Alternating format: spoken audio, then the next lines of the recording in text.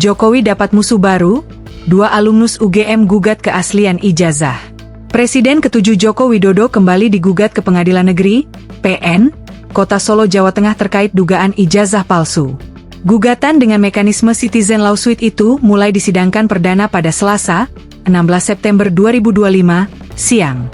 Perkara bernomor 211 PDTG 2025 PNSKT tersebut diajukan oleh 2 alumnus Universitas Gadjah Mada, UGM, Yogyakarta, Top Taufan dan Bangun Sutoto.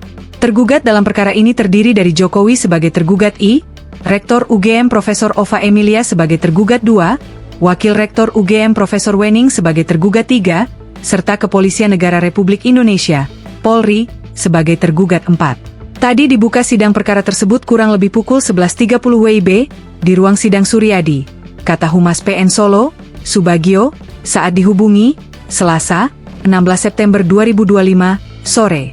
Majelis Hakim yang memeriksa perkara terdiri dari Putu Gede Haryadi, Sutikna, dan Fataroni.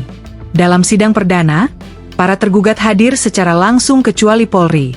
Kemudian Majelis Hakim terhadap perkara tersebut memanggil lagi tergugat 4 YG belum hadir pada sidang pada hari Selasa tanggal 30 September 2025 untuk hadir di persidangan, paparnya. Kuasa hukuman penggugat, Muhammad Taufik, mengajukan permintaan agar PN Solo mengganti majelis hakim yang bertugas, yakni Putu Gede Haryadi sebagai ketua, Sutikno dan Fataroni sebagai hakim anggota. Menurut Taufik, ketiga hakim tersebut merupakan majelis hakim yang memimpin persidangan gugatan soal ijazah Jokowi sebelumnya yang diajukan tim tipu, tolak ijazah palsu usaha Gak Punya Malu, UGM. Dikatakan Taufik, permintaan pergantian majelis hakim ini agar putusan nantinya tidak seperti perkara sebelumnya yang dinyatakan gugur.